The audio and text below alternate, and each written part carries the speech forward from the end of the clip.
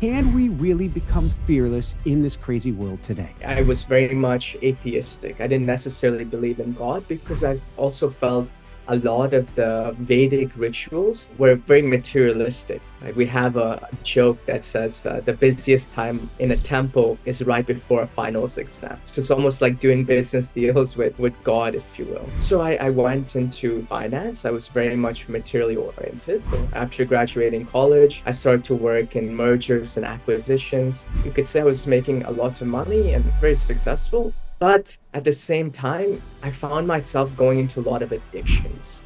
I find myself going into like gambling addiction, pornography, and all of these things. I was becoming more and more attached to it. And thankfully, there was something inside of my head saying, all of this cannot be life.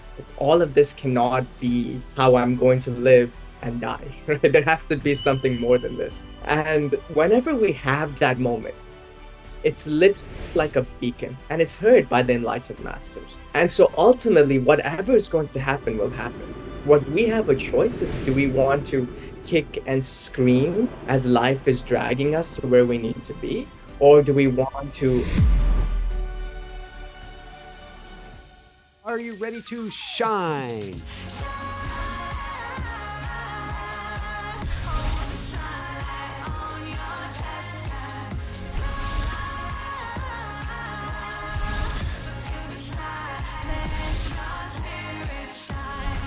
Shine bright.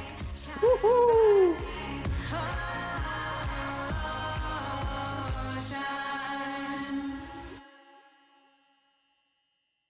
Hi, everyone. Welcome back. I'm Michael Sandler, your host on Inspire Nation. If you've ever felt spun or fearful from the world today, then do we have the Path of a Swami show for you. Today, I'll be talking with Swami Chidananda, a former Wall Street businessman who left it all behind and found his spiritual path. And that's just what I want to talk with him about today, about finding your way, your path, and your center to leave your fear behind and discover happiness in this chaotic world. So welcome to the show, Swami. Are you ready to shine? Thank you for having me. Looking forward to our conversation today. Looking forward to it so much as well. Before we dive right into things, we have a massive hurricane about to hit Florida as we speak. We have crazy political turmoil on the other side of the spectrum. Can we really become fearless in this crazy world today? The answer is yes. If not, I wouldn't be here speaking with you. Well, that's good. This is good. In the Vedic tradition, we talk about something called yugas or ages. And as soon as creation has come forth from the Big Bang, let's say, it goes through different levels of consciousness. And in the tradition, we say that the first level of consciousness is called Satya Yuga. During Satya Yuga, everybody is very, very heart-centered. Everybody is about helping each other, supporting each other. And then after Satya Yuga comes what is called Treta Yuga. In Treta Yuga, it's considered 3 parts righteousness and 1 part unrighteousness. So people's minds start getting a little bit more dull. People start focusing more on material reality.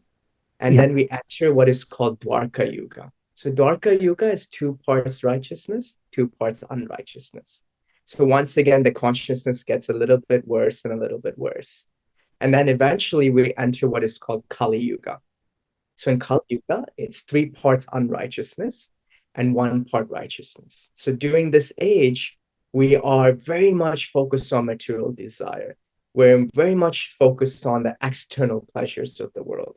And duality becomes much more perceptible in this reality that we live in. The big thought, because I was having this internal discussion with myself before we met earlier today.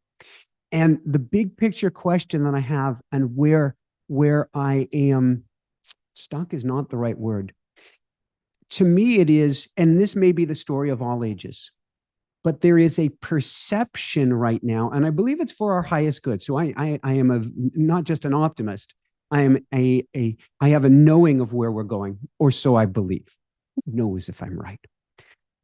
But it goes beyond, it's not the 1980s material wealth wolf on Wall Street right now.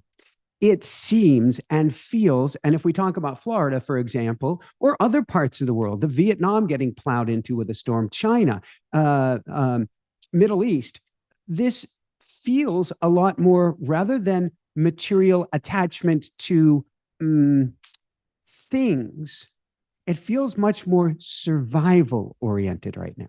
Well, I would say they go hand in hand because we are essentially in this Kali Yuga age. And according to certain literature, it said that we've been in this age for the last 5,000 years. And it said that the age will go on for another 400,000 years. And what will happen is that more and more and more, we will be forced to take a decision as to what path we want to walk. So you will see a lot more polarity, right? A lot more, you have to choose. Do you want to walk the path or do you want to go deeper into material reality? And nature becomes a teacher. Nature, the things around us, they force us to really pick a path, right? Our choices become more and more narrow in this age.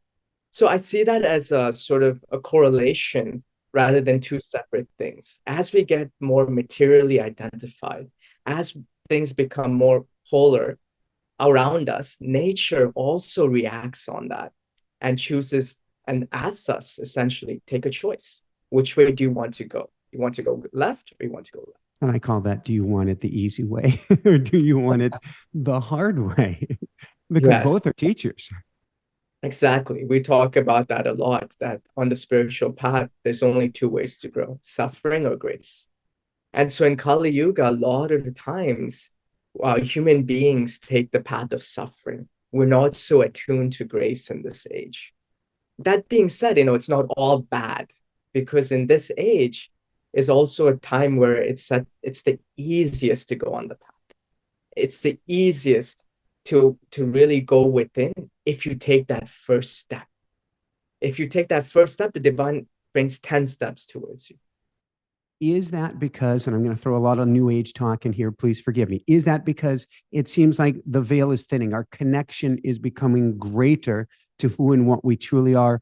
Or is it because the suffering, which we don't need, but we have apparently chosen for our evolution of consciousness, is becoming so much greater during this Kali time as we have even more attachment to it? I would say it's a combination of both. If we were to look at it from, let's say, like a devotional sentiment, it can also be sort of like, in this age, less people are really striving towards a spiritual path. So if you see one, let's say, dandelion in the field of all just other things, it's easier to recognize, it's easier to connect to. And so it's almost like if the ray of light inside of you starts to shine, it's much more recognizable in this age than any other age. And it becomes more easy to go further on your path. Thank you. Would you say that actually there is more darkness or less light at this time, or it's we're at equinox right now as we're recording this. Equinox being on Earth, a fairly even balance anywhere on Earth of light, of night and day, and light and dark. Would you say that as there becomes more light, it appears to be more darkness, but that's actually just the light shining through? Yeah, I would say, if you were to look at all the ages, duality has always existed. Even in the Satya Yuga, there was duality. There were wars, there were ups and downs, there's many things happening. So that light and darkness is actually an internal understanding of how we see the world. So in this day and age, a lot of us are in internal darkness. Our mind has become dark. But when we are able to turn that, we see that actually light and darkness externally has always been about the same. It's just about how we perceive it. So when our mind becomes light, we start to see things in a completely different perspective. We start to see that divine, let's say, energy flowing through the good and the bad, because these things are just things of the mind, right? The good and bad, beyond that is only love. A way that I like to put it is, if everything is God, nothing is not. If everything is love, nothing is not. Exactly. So it's all internally how we view this world. So let's go to your story for a minute. And I'd like us, I'll play tongue in cheek, to enlighten us how you went from Wall Street and what that meant, and whether you were successful, whether you're challenged, whether you're struggling, to I'm out of here. Yeah, so I grew up in the States, and I was very much atheistic. I didn't necessarily believe in God because I also felt a lot of the Vedic rituals were very materialistic. Right? We have a joke that says the busiest time in a temple is right before a finals exam. So it's almost like doing business deals with God, if you will, and that just didn't make sense to me. And so I went into finance. I was very much materially oriented. And I was actually also very, very successful. After graduating college, I started to work in mergers and acquisitions. And you could say I was making a lot of money and was very successful. But at the same time, I found myself going into a lot of addictions. I find myself going into like gambling addiction. I found myself even, things like pornography and all these things were becoming, I was becoming more and more attached to it. And thankfully, there was something inside of my head saying, all of this cannot be life.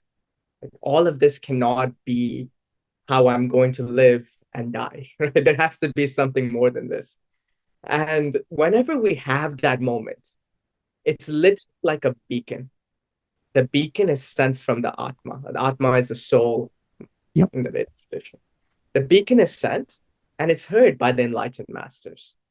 And somehow my beacon was sent into the ethereal realms. And Paramahamsa Yogananda, who is a ethereal master, he heard it and he sent me the book Autobiography of a Yogi.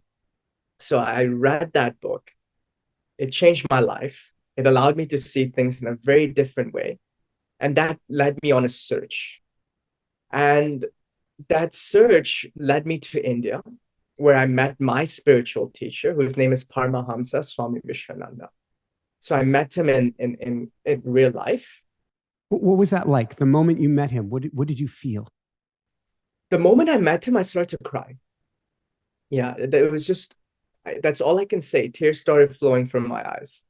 It's hard to explain it with words because I think it does it injustice. But tears, I think, is a good way to frame it. I just started to cry. And the tears were not of sorrow, but of joy. And when we have those moments where, when we see a new baby being born or things like this happen, tears flow, not because of the suffering of the world, but the love that is in the world. And so I felt that. And that moment I looked at him and internally I said, I'm dedicating my life to serving you and I know that you will help me to love. And from that very moment, the first day I met him, I gave up everything in the world and I just followed him for the next 7 years. I lived with him in Germany, learning, understanding, and then he gave me the grace to go to United States and to start teaching and connecting with people. Oh, where do we go with that? Family. How was that with your family and those who are left behind? So it's funny. It's like the divine made it possible where it was easy for me to transition to being a monk. Because my father died when I was 3 and I have no siblings. So it was just my mother. And when I was leaving to go to India from the States, I was about to catch a plane and I went to say bye to her. So as I was saying bye to her, she starts crying. I said, "What's wrong? Why are you crying?" And she said, "I have a feeling I will not see you for a very long time." I said, "No, you'll see me." And she said, "No, I won't see you for a long time." And she was true. It was almost 2 years before I saw her. And it was really difficult for her, because you can imagine an Indian mother, she wants grandchildren, she wants a family. And it's very hard. And there's a funny story where after I met my guru, I became a monk and there's always arrogance no matter which path you take. So we From can call it arrogance, spiritual arrogance. yeah, there's always some type of arrogance and pride. So even when I took the initiation as a monk, um, there was this pride, the spiritual pride. And I would go around saying, I have no family, I have no attachments. I'm just, walking the world with no attachments. And my mom decided to come and visit me in the ashram. And it was about a year, 2 years afterwards. And she wanted to see me. And of course, anybody can come and visit. So she came. And I was there. And she came and I looked at her and I said, I just want you to know I have no mother. I have no mother. I have no family. You're just another person to me. And the moment I said that, she starts to cry. Just tears flowing. And then my guru walks by and he looks at me and he says, tell her to come and eat dinner with us tonight. And so he would only eat with male sannyasis or monks in a specific place outside of the ashram. And so this was the first time like a woman was allowed to eat with us. And I was like almost like a little child, like, oh, Guruji, but really you want her? Like, why? He's like, tell her to come up. I said, go there and wait, and I'll be up there in a little while. So I go up there, we're waiting, and there's the place that we eat, and then there's the kitchen. So we're in the place that we eat, and I'm still, in this negative place, being rude to her. And I go into the kitchen to get something. And there was another Swami there, a very close disciple of my teacher. And he looks at me and he said, Guruji is telling me you have to go in there right now and tell her you love her. So if you don't tell her you love her and hug her, you will never understand the love of the Divine Mother. And so I said, okay. So I go in there and I look at her and I hug her and I say, I love you. And she looks at me and she's like, am I going to die? Because I've not said, I've never told her I love you. I said, no, you're not going to die, but I love you. She's like, I love you too. And I went to sit down. And as I closed my eyes, all I could feel was this beautiful love of the Divine Mother. And it said that the love of the divine, the closest thing that is accessible in this world is the love of a parent to a child, a love of a mother, a father to a child. And in this moment, I could really feel that love. And now we have a great relationship. There's the boundaries. She knows that I'm a monk. At the same time, we talk. She comes often. She's gone on the spiritual path. She's transforming and changing. And so everything worked out really beautifully. Thank you so much for sharing. So forgive me for asking then, do you have a mother? Oh, well, my mother is the Divine Mother. My mother is the Divine Mother. Um, and in this life, she has taken on the form of my mom. But ultimately, my mother and my father is my guru. And that's what we say in the Vedic tradition. The guru becomes the mother and father of the disciple. And through the grace of the teacher, we start to embody our own light and love. Is that, I've heard it described in at least Tibetan Buddhist traditions as that love that you have for the teacher, or then that love that you have for the Buddha, at some point you let go of even that. This is true. This is true. When I spent all of many years, almost 7, 8 years with my guru, it was a very personal relationship. We were very much together personally. And when I was leaving to New York to go and teach, he looked at me and he said, now you have to find me inside. Like you have to find that inner guru. So whenever we talk, we say something called Jai Guru Dev. That's sort of the salutation. And that just means I recognize your inner guru. So that external guru becomes an anchor for the senses. But as the senses become purified, that inner guru starts to awaken. So if I take myself back 15, 20 years, I think it's 20 years, I had a coyote mixed dog, a coy dog, who was sick with cancer. And I listened to this audio book, it was on Audible or something, it was like meditations for healing. And it was a doctor who had gone and found his guru in India. And almost all of the prayers started with, I think, as you call it, Jai Guru Day. almost all. And I would sing these hour after hour after hour with Pumpkin to try to help her to heal, which is really what you're saying is the energy, that love, that everything is within you. Of course. Everything in the Vedic tradition, we say that the Atma possesses three qualities: Sat, Chit, Ananda. So ultimate truth, which is Sat, Mhm. the supreme consciousness, which is Chit, and Yeah. bliss, which is Ananda.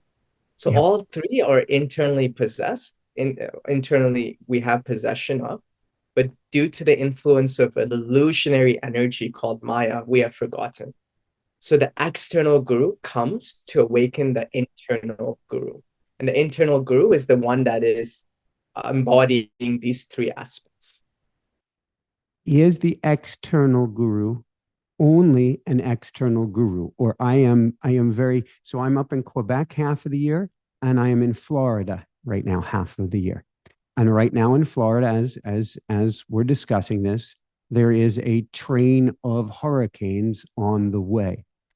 On one level, we can see that is horrific. We can't get away from that from a chop wood, carry water survival perspective. This is really serious.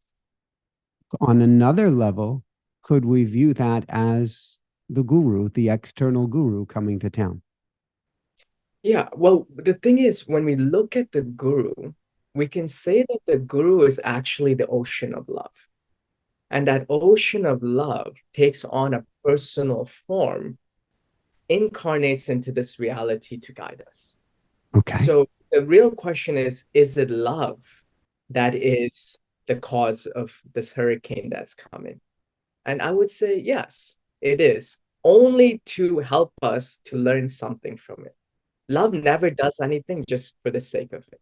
It's always to help us to go more into understanding ourselves. This gets to the cliche and the quote that I will butcher presently from Einstein, which is we get to choose, is it a loving universe or, to butcher it, not? And what you're saying is it is all a loving universe. And therefore, if we choose to see it that way, maybe even if we don't, it is all here to help or serve us. Exactly. When we look at the Bhagavad Gita, we see the warrior Arjuna on the battlefield, and Krishna is there, who is his guru, who is a manifestation of this love. And Arjuna has a vision where he sees all of the warriors being killed. And Krishna says, look, with or without you, what is meant to happen will happen. And it's happening all for a reason that you cannot understand with the limited mind. And so ultimately, whatever is going to happen will happen. What we have a choice is, do we want to kick and scream as life is dragging us to where we need to be? Or do Yeah. we want to assist life as to where it needs to go? And so it's all becomes an internal understanding of the external reality.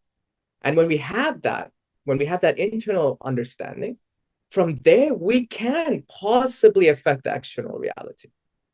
But only way to do that is first we need to understand who we are. Can't believe I'm going to go here. And it's something I don't bring up often because I don't want us to be story and be stuck in the energy of the past. I am here right now. I am not my story. However, before we started, I brought in, Hannah Bear. I didn't bring her in. My daughter came in. She needed to say hi to you. And she said, want to see guest, want to see guest. And she came and sat in my lap.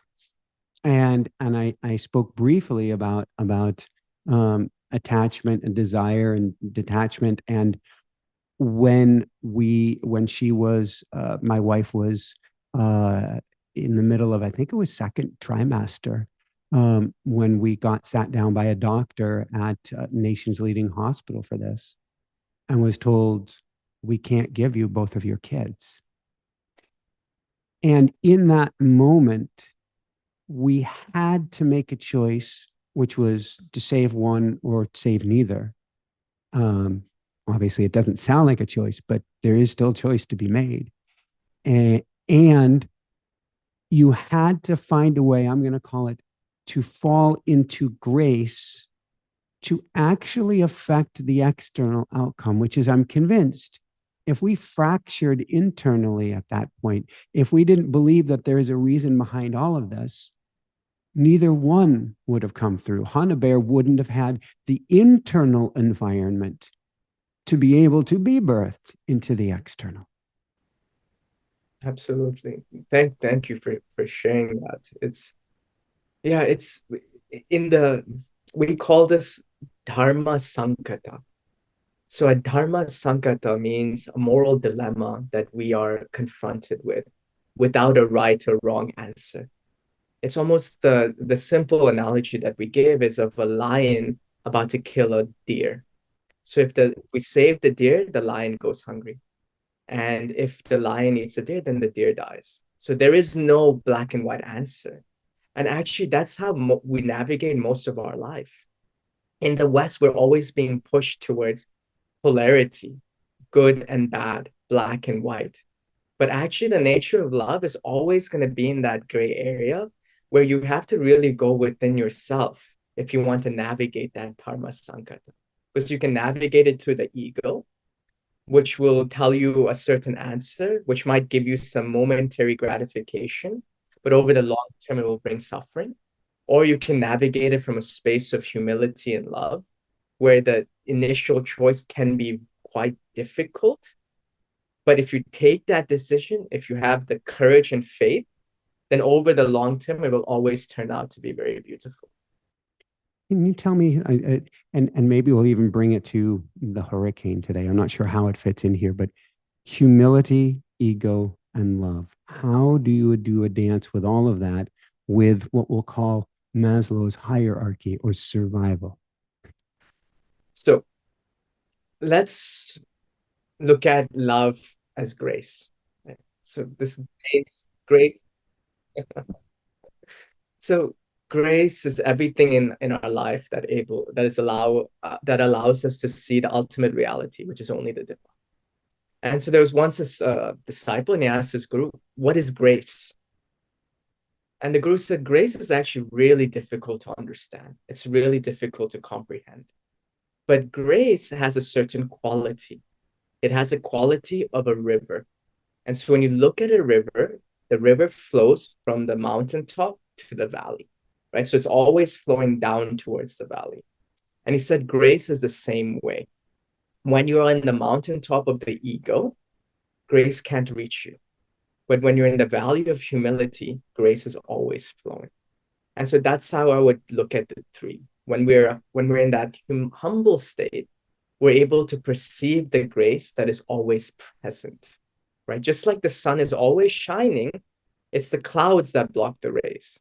But we can't say that the sun has stopped shining. If we remove the clouds, the rays, the intensity of it, we'll actually feel. And so it's the same way with grace, humility, and ego. Once you remove the ego and we're humble, then grace flows. But humility is tricky because humility is not, oh, I'm a terrible person, I'm going to beat myself on the head and Thank you. go around. No, that's not humility. Humility is the understanding that everything great in my life comes from something divine. And so I stand up strong. I walk tall. I don't go down, but I know that everything is coming from something greater than myself. That's true humility.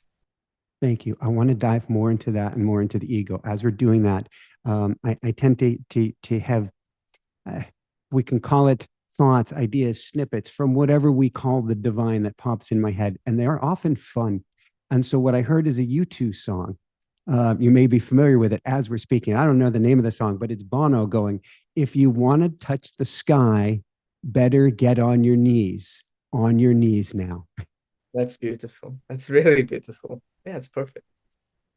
So how do we not attach ourselves to the top of the damn mountain and to our ego and find that humility to be strong in a knowing, in a faith, in a knowing?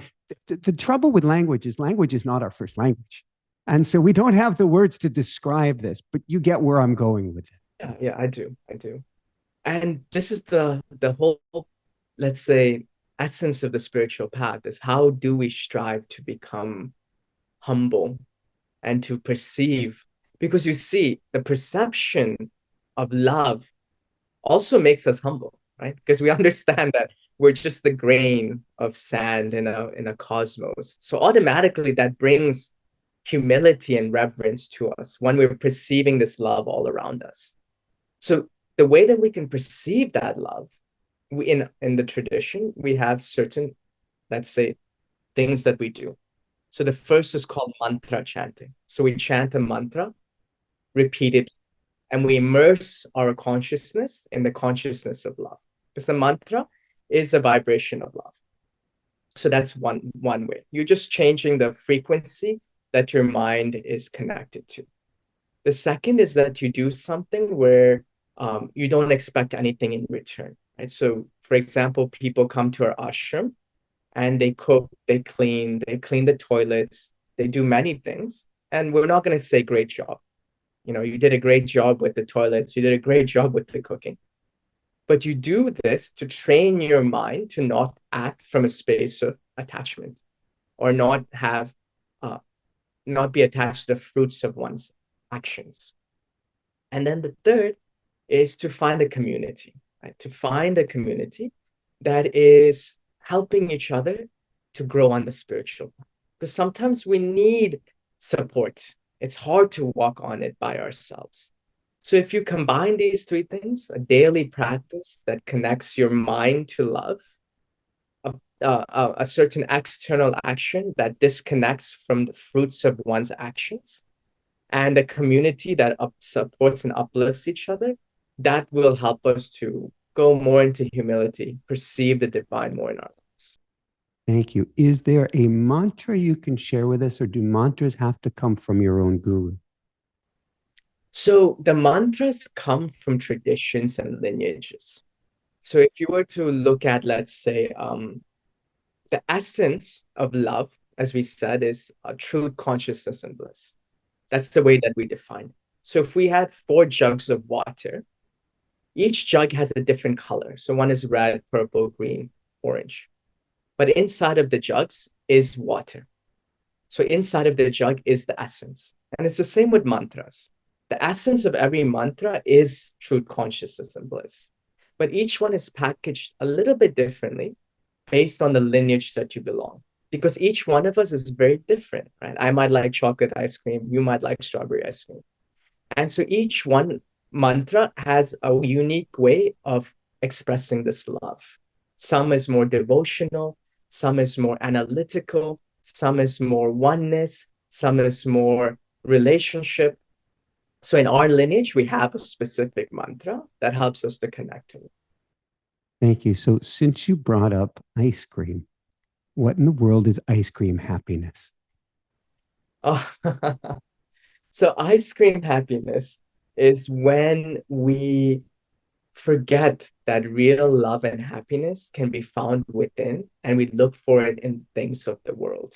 And just like one day we might like strawberry and another day we might like chocolate, in the same way, we go from one thing to another. We think that this new shoes will make me happy. Then we think this new car will make me happy, or this new relationship will make me happy. So we jump from one thing to another, not understanding that real love is found within. Because you see, the issue with ice cream happiness is that it is limited, because the material reality that we see is by nature also limited. We say that the quality of this nature is impermanence. So there was a great guru whenever people would go to him and they say, Swami, please help me with this or that, he would bless them. But every time he would say, dust, dust, dust, to help us remember all of this turns to dust. Everything turns to dust. It begets a big picture question. It all turns to dust, A, but B, at the same time, does it all matter? This is the paradox. This is the paradox. Everything turns to dust, but at the same time, because we are human and having a human experience, we have to act and believe and live like everything matters. Right? Both have to go hand in hand. And I'm guessing that the everything matters, I'm going to say it a funny way, but actually affects us as the dust. It's true. It's true. It's, the best analogy that I can give is imagine that you are um in a play, and it's the play of Romeo and Juliet. And I'm playing the role of Romeo. And so I'm given the role, and you're given the role of Juliet. So as Romeo, I have the understanding that I'm just an actor in the play. Okay? I'm just an actor in the play. So as the play goes on, as I have this understanding, I'm detached. I know I'm not going to die. I know that the Romeo is going to die, but not me as a person.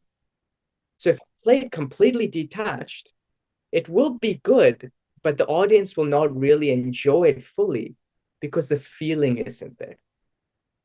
Right? So detachment has to harmonize with love. We have to play the role and understand we are just an actor, but we have to fully go into our emotions. We have to fully express all the beauty of life as we're playing this role. To me, it's almost, I'm going to use a term, funny one, illusory attachment. And this gets to your concept of preference and desire, not your concept, but you understand what I'm meaning, which is when we got to choose to save Hannah Bear, I had a strong preference to have her here, but I had to let go of the grip of desire. And at the same time, I wanted to maintain the illusion of that so I could treat her and make the best decisions for her, almost tricking myself to be attached, to appear attached for her highest good, while at the same time being able to step back from it. Yes, we would call it detached attachment. And it's almost like if I were to tell you, please grow a mango tree. But when the mango comes, don't be attached to it. So you're not gonna, by nature, because we have a mind, by nature, we're not gonna give 100%. Because inside of us, like, well, who cares? I'm not gonna eat the mango, so why give 100%? But if I were to tell you, grow the mango tree, you're not gonna eat it, but you're gonna give that mango to the one you love the most in this world. Ooh, goody. Right? So there you're gonna give 100% because it's gonna be to somebody that you love. And that's how we should operate in the world. Be detached, but attach ourselves to love. Know that everything that we do is for something greater than ourselves. And that's where the motivation comes. How do we root in, particularly now? We can watch the news, person against person, I don't know, puppy against kitty. To me, it's all an illusory, it's part of consciousness evolving. But with all of that going on, how do we root into love? We have to do the practices. We have to do the practices because it cannot just be an intellectual exercise. It has to be actualized. We can have the talks, we can have these conversations, and this is called passive spiritual practice, which means you listen and you gain a lot of knowledge. It's almost like if you had a really bad neck pain, you go to a chiropractor and they fix you. So it's almost like I listen to this podcast and it like awakens me. Oh, wait a second. Like I have to change. Right. But then once that happens, you have to shift over to an active practice. You can't just keep listening to podcasts. There has to be some internal, some practices that we must do to internalize what I'm listening to.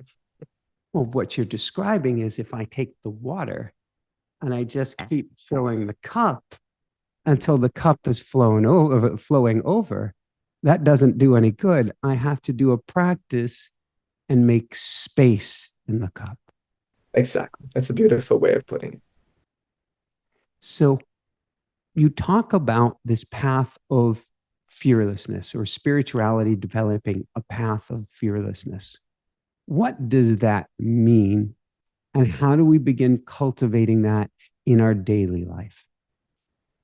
So firstly, if we look at the, let's say, motion of fear, we're going to clarify there is the fear when we don't want something material and it clouds our judgment. And then there is the flight or stay survival. I forgot what the name is, where Fight or flight, fight. sympathetic nervous system. Exactly. So for essence, if I touch fire, okay, that's bad. I'm going to die if I do that. So okay, I'm not going to go towards that. It's not that I'm afraid of fire, but there is a feeling inside of me that I should not touch fire. So that's not fear. So for me, the fear, which we are talking about, is when we convince ourselves that if we don't get something, we're going to suffer. Or we have to hold on to something. And if we lose what we are getting from it, we're going to suffer. Okay, so that's the fear that I'm talking about. That which arises when we don't get something or we lose something that we are deriving some type of material pleasure from. So then to pause here, would you say the root of suffering, therefore, is that attachment to that outcome? That's it. That's it. The root of suffering is attachment. And the fear of losing that which we are attached to is what causes the suffering. So the fear, if we want to stop that fear, when we stop that fear, then we make decisions which are clear, right? Because as we said before, Dharma Sankata, there is no right or there'll never be a right or wrong answer. It'll never be black and white. So if we do it from a space of attachment and fear, we're going to be clouded in the decision that we're going to take. When we do it from a space of detachment and harmonizing with love, then we're going to take it from a space of clarity. So that's the reason why, if you want to believe in something divine or not, it doesn't matter. I think all of us want to take clear decisions in our life. So it's about letting go of that attachment. So the Vedic tradition has given us a way to do that. It's allowed us to understand that attachment also comes from a lack of knowledge, right? We are what is called avidya, or spiritual ignorance. Knowledge of what? That everything is only love. So how do I get back to that understanding everything is only love? I have to immerse my mind in that vibrational frequency. I have to train my actions every day from a space of detachment. And I have to surround myself with others that are also radiating that same energy. How much do we get to, thank you. How much do we get to, and I'm looking around for my paperweight. I have a beautiful paperweight snow globe that has a shark in it. And I love playing with it because, and so does Hana Bear, so it has walked off. I love playing with it because when you actually look at the shark and the shark comes towards you see the shark is actually smiling. How much do we get to deal with uncomfortable truths, suppressed emotions, or I'm going to call them vibrational patterns. We could call it neurons that fire together, wire together. How much do we get to work on this or observe this in order to move past it, to let it go, or even to bring love to it? So the way that we can do that is actually putting ourselves in uncomfortable situations. Because when we are, and of course, nature is a great way of doing that, right? Putting us in uncomfortable situations, hence the hurricane. It's going to make people very uncomfortable. So in that uncomfortable situation, what happens is all of the negativity, all of the limitations, they start coming to the surface. It's almost like if you have a cup of tea and you let the tea sit for a while, all of the herbs go to the bottom of the surface. And when you look at it from the top, you see, oh, my consciousness is actually clear. But in reality, all of that dirt is still there. It's just not come to the surface. So nature makes us uncomfortable, comes to the surface, we're able to perceive it, and then we're able to act on that. We can either reinforce that behavior, or we can take a practice and say, okay, I see it, let me start to work on that. And that's one way. The other way is when I go on the spiritual path, I go into a test field. So I don't go into life, I go into like a test environment where the practices bring up all of this negativity, and I'm able to perceive and work through it before I step foot for the day to my duty. What does that look? I'm calling this a spiritual simulator. I love this concept. That's great. How do we step in? You're saying in the mornings. How do we step into the spiritual simulator and work through these things? So that is the practice. We call this the sadhana. Sadhana is the spiritual practice. And for us, it's mantra chanting and kriya yoga. But that's our tradition. But there's so many other ways to do it. Even in the Vedic tradition, the analogy that I give is, imagine that you are standing in front or standing above or below a huge waterfall. So the waterfall is rushing and you're standing below it and you're really thirsty. And so one way is that you try and collect all of the water and try and drink it, which is not practical. It's just too much. It's going to be overwhelming. Or you take a cup and you take a little bit of that water and you fulfill your thirst. And so in the Vedic tradition, there's so many sadhanas, so many ways to be in the simulator, as you put it. So choose one that you resonate with. And that resonance has to be with, do I like the teacher? Do I like that philosophy?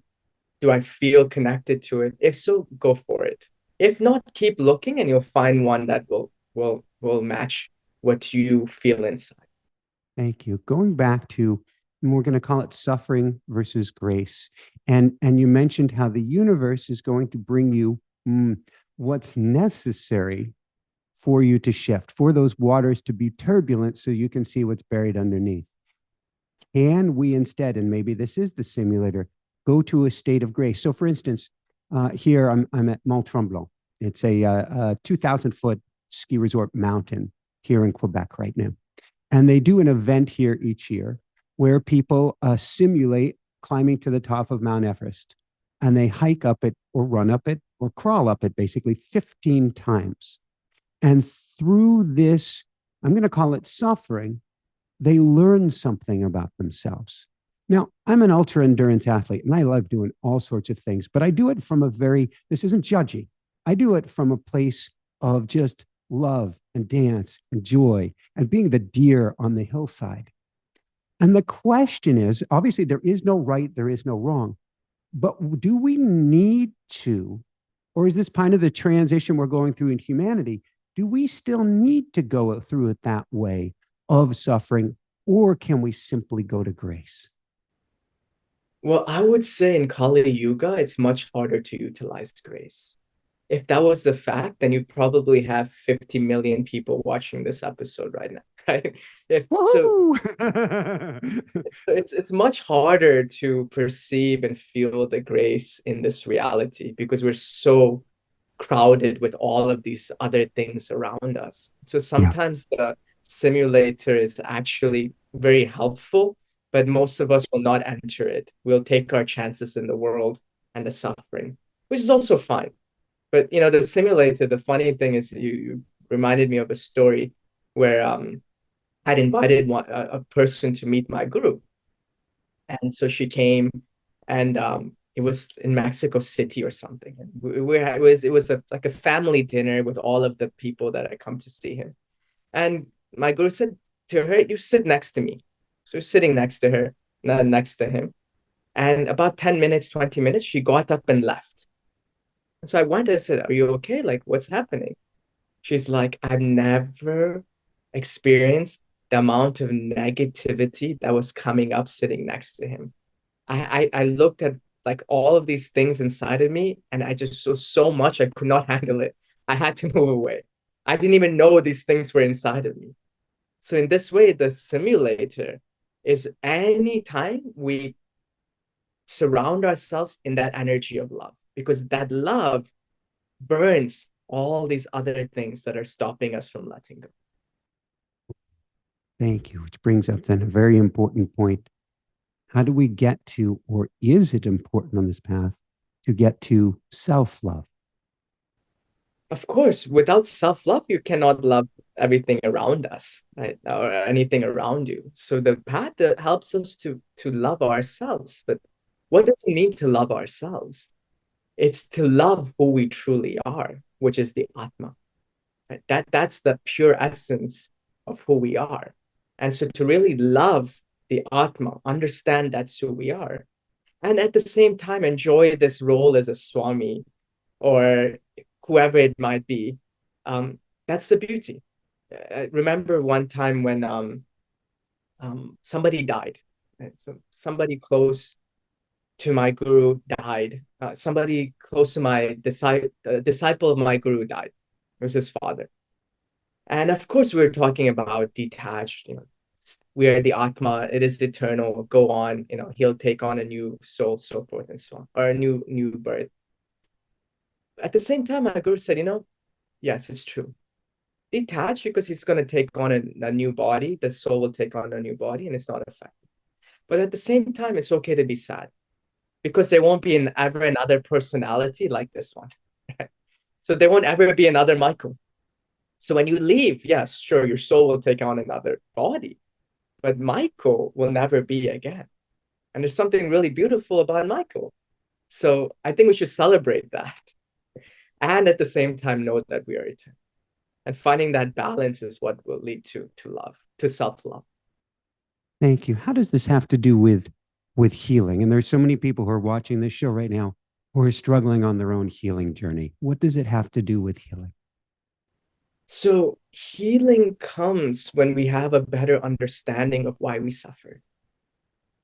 And so that understanding of why we suffered is located deep inside of our consciousness. And it's not something that the external mind can understand. We have to have a deeper resonance and feeling as to why are we going through the things that we are, even though it can seem so terrible, so difficult. So having that firstly compassion for yourself and those that are suffering, and empathy, and at the same time striving to do the work. When I say the work, I mean the practices, to go deeper into our intuition, deeper into our consciousness. And there will lie the key as to why that suffering had to take place and what is the lesson that we can understand. And when we understand that, then the healing is finished. Thank you. Does it mean that this is, in a sense, from, we can call it our higher selves, or we could call it, and we are just an aspect of the Atman? Is it all a cosmic setup for our highest good? It's said that the favorite game of the divine is hide and go seek. When we understand that we are eternal, when we understand we are eternal beings, sometimes we play a game. And that game is where the divine says, hey, I'm going to go hide myself in this reality. You try and find me. You're not going to go to a mother and say, hey, why are you playing hide and go seek with your child? You should be teaching her math. So, well, I'm playing because it's fun, right? If it's an eternal relationship, sometimes that separation, longing, and unity is a very beautiful journey. And so from that perspective, everything is set up to help us to once again unite to that ocean of love and look back on the journey and say, wow, that was beautiful. That was a very beautiful journey. That's why people love Romeo and Juliet. If everything worked out perfectly, it would be boring. But the dance and the intrigue and the ups and downs and the breaking of the heart, all of that adds to a very beautiful story at the end of the day. Thank you. I like to say, and I'll go back to my coyote pumpkin, that Atman energy of the divine, to me, is coyote energy, which is the energy of the trickster. We don't learn by just having the answers given to us. Yes, absolutely. And that energy, yes, that's it. So in a world today that appears, and I want to get to this 400,000 year cycle, because I can hear people going, does any of this matter? If this isn't changing, where are we going?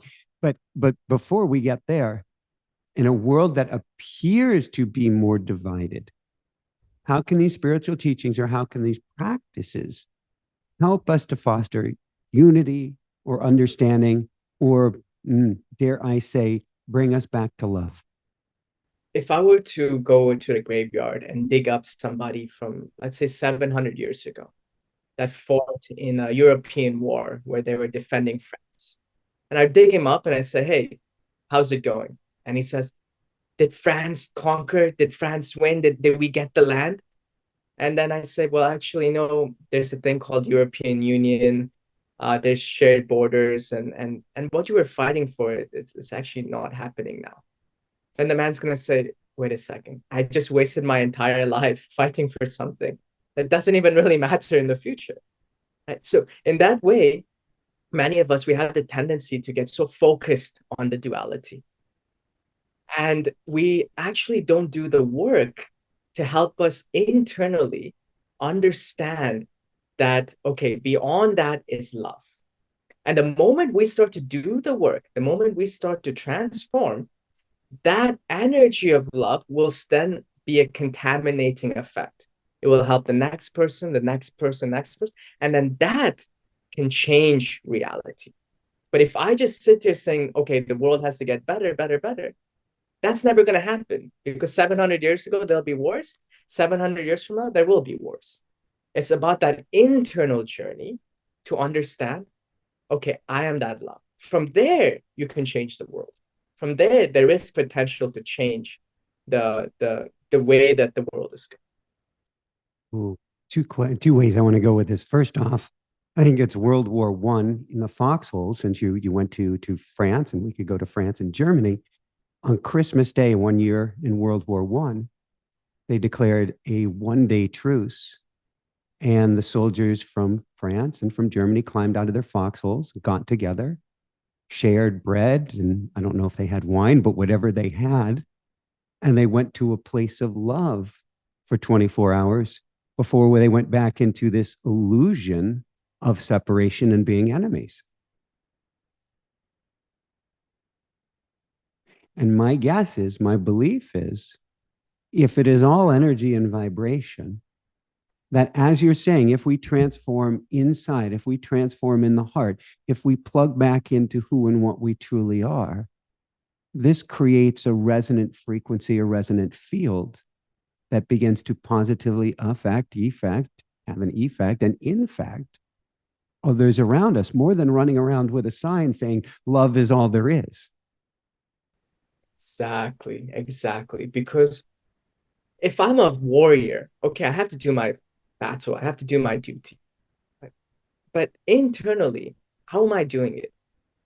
And also, if I'm not a warrior and I'm not having a direct impact, how can I impact that war?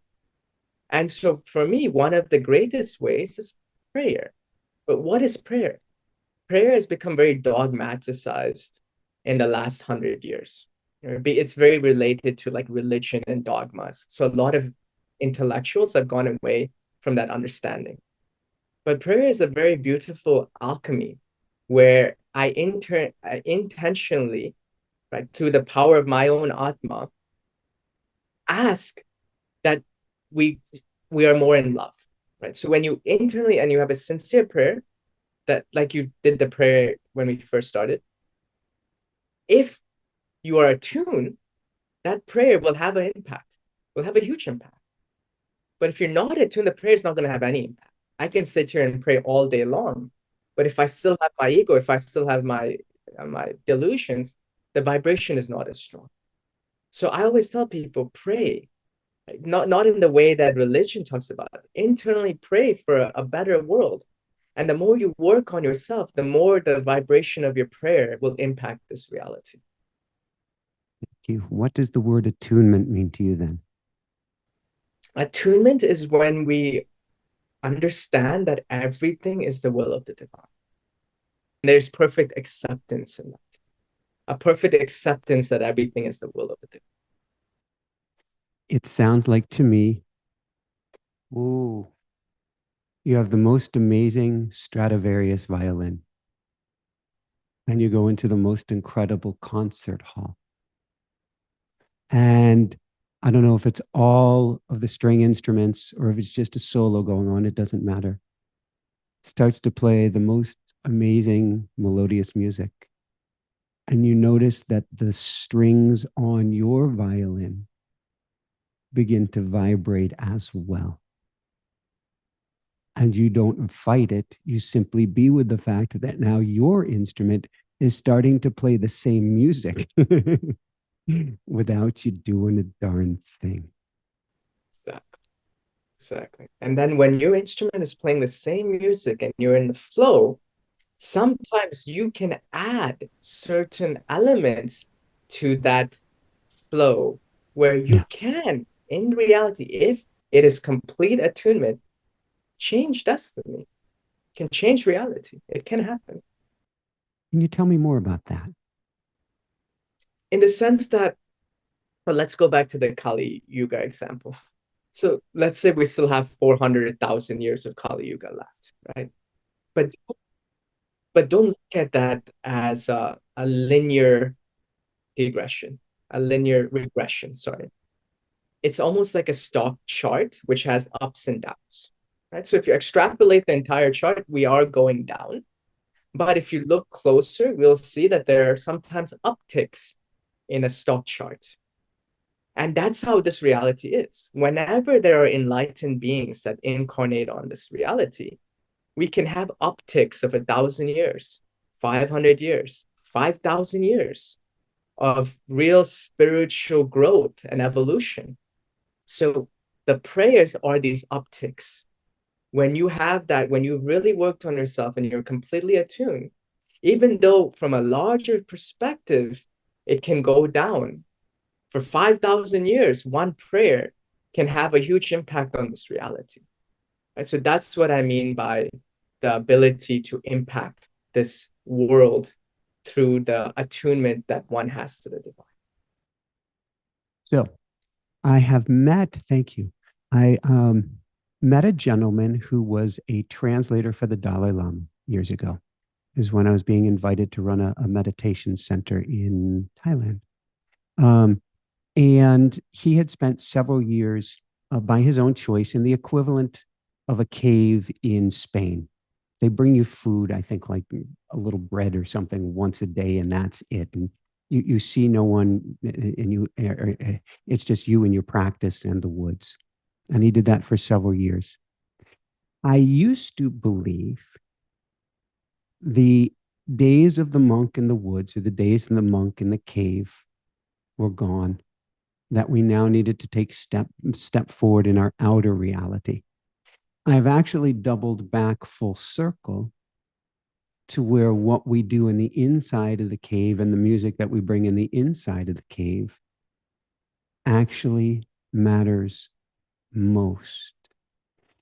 Can we have, by working on ourselves and our own practice, can we monumentally change literally the face of the earth?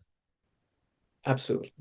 I'm a full believer in that. If you have completely attuned yourself to the will of the divine, you can change this reality. You can do an uptick just by your own prayer, just by your own sincere spiritual practices. Thank you. How important is it then, the converse or the corollary, the danger of the meat suit, to watch out for ego slipping in the back door? Oh, I've been doing my practice. I know this. I know that. Well, this is the problem with being renouncing the world and going into a cave. Uh, there was once a disciple who asked this guru, why was the Bhagavad Gita given on a battlefield? Why was it not given in an ashram or a peaceful setting? And the guru says, well, look, you can go into a cave and you can meditate for 20 years. But in that cave, there's nobody to be jealous of, nobody to make you angry, nothing to frustrate you. But the moment you leave that cave and you enter a bus in India, I don't know if you've been to India, but a bus that holds 10 people, there's 500 people, and they're pushing you, shoving you. Then you'll realize if you're just another person or if you're truly a yogi. So the Gita was given on the battlefield because the battlefield represents life. So as we navigate life, we start to see the things that we need to work on. And so, of course, the pure yogis sitting in the caves without any disturbances of the mind, their prayers go a long way. But even for us this day and age, even the monks this day and age, it's not really meant for us to sit in a cave. It's meant for us to be in the world, to teach, and to learn what we need to from these encounters and situations around us. And that's how we really learn in this day and age. Because if you are in an ashram and you're not challenged, you might think you're enlightened, but in reality, you just suppressed everything inside of you. Two key points going along this, and thank you. First, I was traveling Asia. I think I was in South Korea in an airport, and there was a monk, I think also from Thailand, who was under extreme duress and falling apart in the airport. And I think that is the situation you're describing. And then a second corollary or story is, for years, my wife and I lived in Maui, and we were graced 2 years in a row for 6 months to hold space in a meditation center, silent space in a meditation center, 3-4 hours each morning, 7 days a week, rain, shine. It's Maui. It's not really that bad. It's not going to be, you know. And guess what happened at the end of it? Our lives were falling apart. Our business had blown up. Everything fell apart as we're going, oh, we're doing our spiritual practice. But we had forgotten that we are living in this world. The whole chop wood, carry water. We're not making any claims in enlightenment, but we had forgotten that the chop wood, carry water it's essential. Essential. Yes. We say after the enlightenment, there is the laundry, right? So that even after enlightenment, you have to go and do your laundry. And that is that balance, that it's not just in the cave now, and it's not just out with that, flag picketing, but it's how do you learn and bring that energy forward. And so on that note, when people are really suffering or struggling, is it simple is not the right word. Forgive me, I don't have it in English. Is it simply to go back into the practice?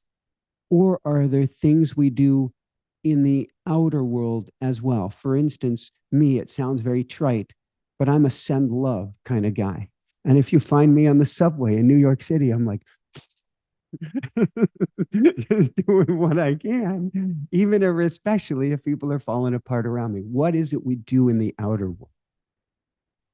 Well, so if things are falling apart, this is a good time to go and see an enlightened master.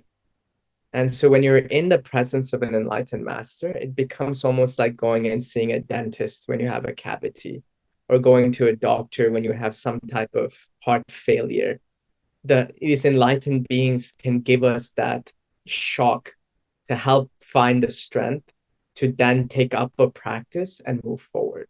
So whenever we find ourselves in a very low place, go and try and see an enlightened being. If you can't find one, go on pilgrimage. So to go to the places where there is a lot of very strong energy that has been harnessed for thousands of years, and that will also give you some type of quick awakening. And once you've received that, then that will give you the strength then to pick up the practice and go back to it and really work on yourself years, however long it might take till you reach that state. Because it's not a quick journey. Even with me, being with the master, I had a lot of things that I had to work on, a lot of things that I had to deal with, a lot of things that are very difficult. And my guru told me, is that, it takes 12 years, takes minimum 12 years to transform one's consciousness, which is so ingrained into material reality. So it'll be a process of ups and downs.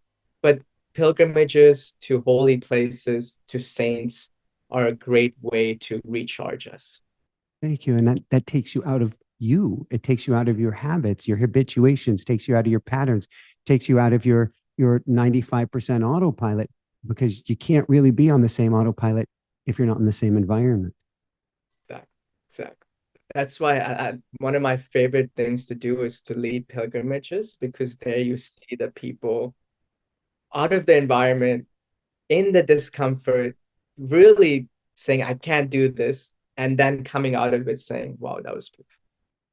Beautiful. What, if you don't mind me sharing, what was the biggest internal battle or fight you had, your own internal battlefield during that? That's a huge time period, but during those 8 years. Loneliness, loneliness. Because when I was living in the ashram, yeah, there's many different things that we have to deal with. It's people have a weird understanding this day and age of what it means to be a monk, right? Like there's so many things now where, I've been a monk for 2 years, 3 years, then I leave, and it's something that's like celebrated. But in reality, it's a lifelong vow. It's not something that should be taken just like a joke. Yeah, so the vow is celibacy, no no possessions, um, nomadic, no drugs and alcohol, of course, no meat. So those are some and no personal assets. So nothing that I own. People can donate things to me that I can use in service, but nothing that I would, let's say, purchase myself. So it's a very, very strict and lifelong vow. And 90% of people, they don't make it past 7 years. So it's not something to be taken lightly. And so during that time, lust was an issue because, of course, we're ingrained to that sexual side of us. But more than lust was loneliness, the feeling of having somebody to speak to, the feeling of hugging, the feeling of touching. Um, that was really hard. And there were moments where I almost broke because of that reason, actually. But the more and more you go into the practices, the more and more you feel that love inside, then that feeling goes away because you know that the divine is always in the cave of your heart. You don't need that external confirmation. But yeah, I would say that was the biggest struggle. How did you? Wow, that's what I have to say. And thank you for sharing. Wow. How did you? I'll call it the dark night of the soul. We hit your 7 year, we hit your 20-mile mark in the marathon. How did you make it through that time period? Well, definitely through the grace of my teacher.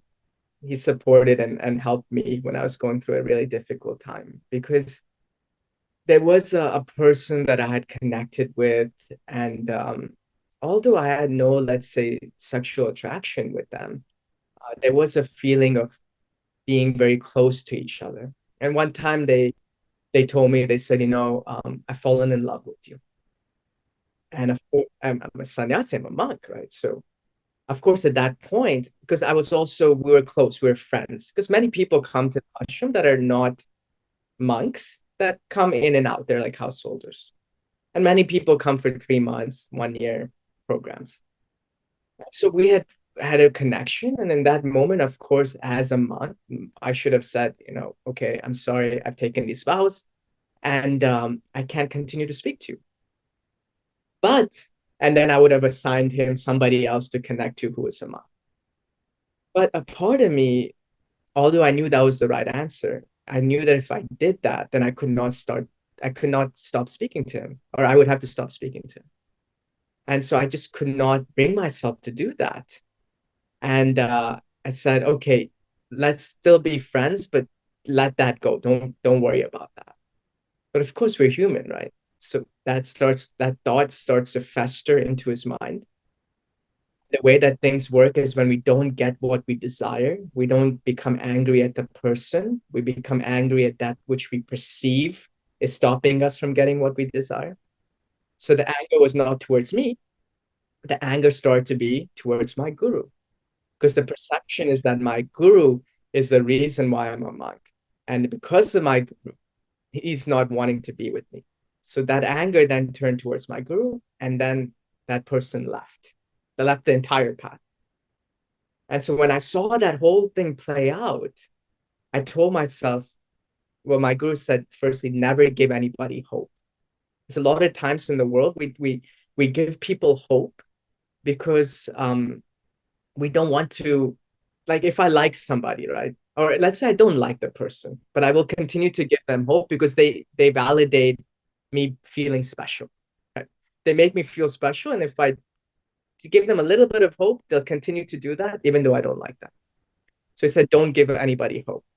And so that was one thing that I remember. And the second thing is, my actions led to somebody potentially leaving the spiritual. And so that was a vow that I took then. Like, I will never do something like that again, where I will jeopardize somebody else's spiritual journey through my own material desire. And that's allowed me to look at these things and make decisions before they get worse.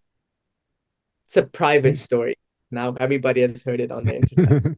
Well, thank you. I think it'll do a lot of good for people, and I think there's even another element. Forgive me to this, which is um, your kindness and compassion. It wasn't just that you got something, but it's not leading people on, but not chopping people off.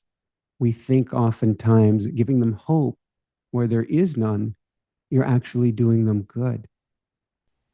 Exactly. That's a great observation. That's many people, they'll say, I know my friends, they're drinking and they're a bad influence, but I don't want to tell them that I want to stop seeing them because I'll hurt their feelings.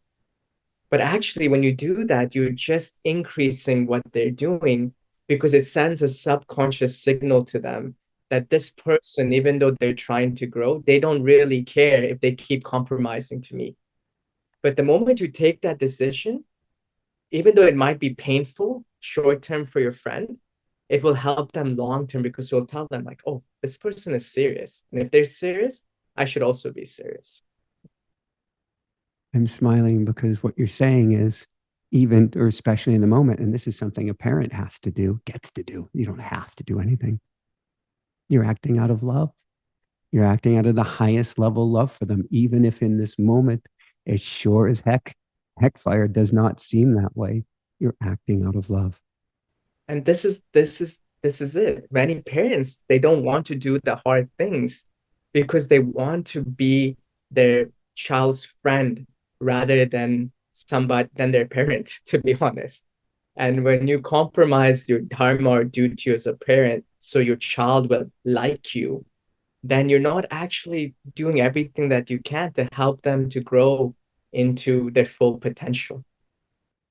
Yeah, and that gets to a last point, and then we'll wrap things up here. This has been beautiful. I cannot thank you enough, which is the importance of boundaries, the importance of constraint, the importance of, well, we could even say that practice and having that practice and holding on to that practice daily, almost no matter what, actually help guides you and liberates you rather than constrains you. Absolutely. You have to. The problem with most people in the world is that we say that we want to change, but we don't really want to change. It just becomes something that sounds good. Right? It's something that we can post on social media. I'm changing, I'm transforming. But in reality, we don't really want to change. Because if we really want to change, then we will find a way to not compromise and at the same time love. With the story with my mother, I didn't compromise my duty as a monk. I'm going to continue to do that. But at the same time, I'm going to do it from a space of love towards my mother and towards others around me as well. And this is very important. There was a lady who was going to come and see me in the ashram, and she wanted to learn Kriya Yoga. And she comes from a very, very religious Abrahamic background. And her family was saying, you can't go. This is weird. Why are you going there? Don't go. We refuse to let you go. And she said to them, I love you, but this is something I'm not going to compromise on. I'm not going to budge. I'm learning Kriya, and I'm coming back. And that shifted how they looked at it. Then they started to say, well, actually, what is this Kriya? I want to learn it too. Right? So when you have that boundary from a space of compassion, then you could really go deeper into your spiritual journey. Woohoo! Thank you so much. So, Swami, where can people go to find out more and anything else that you'd like to share or offer for people? Thank you. Well, if people would like to know a little bit more about my journey, I do some very simple talks called the Path of a Swami. So if you want to, you can uh, go to that, or you can And I'll follow put me. that link down below. Thank you. Thank you. And you could also follow me on social media, Instagram, where I share upcoming events that I'll be doing in around the States and also around the world. So if you want to connect in person, that's a great way. And yeah, I would say those two are probably the best way. Thank you so, so much. So last question that I have, and feel free to share anything here, is what final piece of advice would you give people who want to deepen their practice, particularly, because I love to bring it full circle, particularly when that mud for the lotus is coming up right now, shall we say? So I would say start immediately. Don't wait, because material energy is going to get stronger with the advent of, let's say, virtual reality headsets. It's going to become an age where we are going to have so much material gratification at our fingertips.